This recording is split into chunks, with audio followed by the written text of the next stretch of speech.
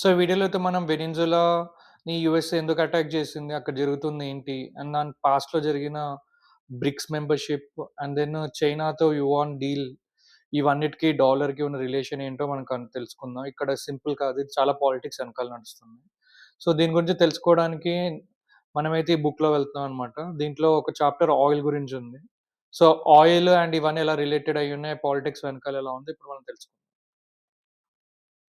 So, ఈ బుక్‌లో chapter 6లో చూస్తే, మనం ఫ్లాష్ బ్యాక్ ఎళ్ళామనుకోండి. కోల్డ్ వార్ టైమ్‌లో యూఎస్ఏ, యూఎస్ఎస్ఆర్ మధ్యలో నడుస్తుంది. ఆ టైమ్‌లో మిడిల్ ఈస్ట్‌లో ఒక పెద్ద రిసోర్స్ వచ్చింది. అదే ఆయిల్ అన్నమాట.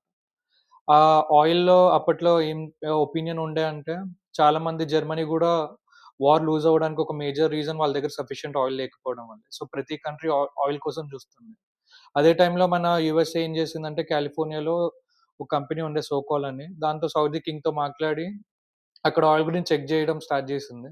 వాళ్ళ లక్ కొద్దీ అరామ్‌కో దాని సబ్సిడరీ కంపెనీ దెహరాన్‌లో ఒక ఆయిల్ పడిందనమాట. అయితే వాళ్ళు ఫుల్‌గా ఎక్స్‌ప్లాయిట్ చేస్తుంటే మన కింగ్ అబూ లజీజ్ ఆ టైంలో మాకేమి ఇవ్వట్లేదు, ఇవ్వకపోతే నేషనలైజ్ చేస్తాం అని చెప్పారు. అందుకని అరామ్‌కో 50-50 రేషియో స్ప్లిట్టింగ్‌తో అగ్రీ అయింది.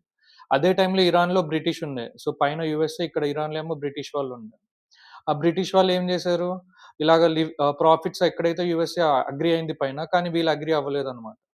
అందుకే వీళ్ళకి మొసదక్ వాళ్ళు అప్పట్లో ప్రైమ్ మినిస్టర్ వాళ్ళని తీసేసారన్నమాట 1951 నేషనలైజ్ చేసేసారు ఈ రిసోర్సెస్ అంతా. దానివల్ల ఏం జరిగింది ఆపరేషన్ అజాక్స్ నడిచింది. British and American intelligence agencies నుంచి. అండ్ వాళ్ళ ప్రైమ్ మినిస్టర్‌ని తీసేసారు. తర్వాత వాళ్ళకి నచ్చిన వాళ్ళని మొహమ్మద్ రేజా పహ్లవీని ఇన్‌స్టాల్ చేశారు. ఎందుకంటే ఇప్పుడు డాలర్‌లోనే ఇవన్నీ డాలర్, పౌండ్స్ అలాంటి దాంట్లలోనే మన కరెన్సీ ప్రైజింగ్ అవుతుందని చెప్పి. మన what you call that petrol అంతా. క్రూడ్ ఆయిల్, పెట్రోల్ కూడా కాదు. Crude oil. సో, అలాగే ఇన్‌ఫ్లూయెన్స్ పెరుగుతుందని వీళ్ళందరూ గూడా ఒపెక్ స్టార్ట్ జేశారనమాట అప్పట్లో. Iran, Kuwait, Saudi Arabia, Venezuela 1960లో. ఇక్కడనే వన్ మోర్ సినారియో ఏం జరిగిందంటే వీళ్ళందరూ బానే ఉండే. కానీ ఇస్రాయెల్ వాళ్ళు ఏం జరిగింది ఇదంతా మీరు బుక్‌లో చూడొచ్చు. బట్ మన మేజర్ పాయింట్ ఏంటంటే యోమ్ కుప్పర్ వార్‌లో యూఎస్ఏ ఇస్రాయెల్‌కి సపోర్ట్ చేస్తుంది. And there is a Jewish also దాంట్లో సెంటిమెంట్ ఉంది. బట్ వాళ్ళు సపోర్ట్ చేయడం వల్ల ఆహ్, అరబ్ నేషన్స్ అంతా అగెయిన్స్ట్ అయ్యాయన్నమాట. మొత్తం అన్ని కలిసి ఒపెక్ ఆల్రెడీ స్టార్ట్ అయింది. వాళ్ళకి ఆల్రెడీ అగెయిన్స్ట్‌గా ఉన్నారు చాలా మంది. సో, అందరూ ఆ ఛాన్స్‌ని తీసుకొని రివర్స్ అయిపోయి వాళ్ళ మీద ఎంబార్గో పెట్టారు. ఎంబార్గో పెట్టంగానే ఇన్‌ఫ్లేషన్ పెరిగిపోయింది. అంతా పడిపోయింది. యూఎస్ఏలో ఎనర్జీ క్రైసిస్ వచ్చింది 1973లో. సో, అప్పుడే ఒక స్ట్రైకింగ్ డీల్ ఏం చేశారంటే యూఎస్ఏ వాళ్ళు సౌదీ అరేబియాకి ఎళ్లి మీ చుట్టూ ఉన్న వాళ్ళు చాలా థ్రెట్స్ వచ్చాయి మాకు సిఐఏ ఇంటెలిజెన్స్ ఏజెంట్స్ నుంచి. సో, మీరేం చేయండి మీ దగ్గర మిలిటరీ లేదు. మా దగ్గర వరల్డ్ టాప్ క్లాస్ మిలిటరీ ఉంది. మీ దగ్గర ఆయిల్ ఉంది. మా దగ్గర లేదు. మీ దగ్గర ఉన్న ఆయిల్ అంతా మా డాలర్స్‌లో పెట్టండి. దాన్నే petro dollar scheme అన్నారన్నమాట.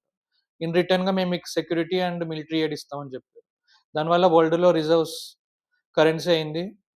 And next ఇంకేమేం జరిగాయి ఇవన్నీ మనం నెక్స్ట్ వీడియోలో చూస్తాం. బట్ ఇప్పటికి మీకు అర్థమైందనుకుంటా పాలిటిక్స్ ఎలా నడుస్తాయో. ఇప్పుడు వెనిజులా కూడా అక్కడ ఇందాక మీకు చెప్పినట్టు బ్రిక్స్, చైనా ప్రైజింగ్ అదన్నీ ఇష్యూ వల్లనే ఇలా వచ్చిందన్నమాట. So, obviously they will reinstall some other prime minister ఎవరైతే వాళ్ళకి సపోర్ట్ చేస్తారో అలాగా. సో, ఇది వెనకాలున్న డాలర్. అండ్ ఇంకా నెక్స్ట్ దాంట్లో చాలా మన సద్దాం హుస్సేన్ వాళ్ళందరూ ఎలా నడిచిందో, ఒసామా బిన్ లాడెన్ అవన్నీ గురించి తెలుసుకుందాం. Thank you.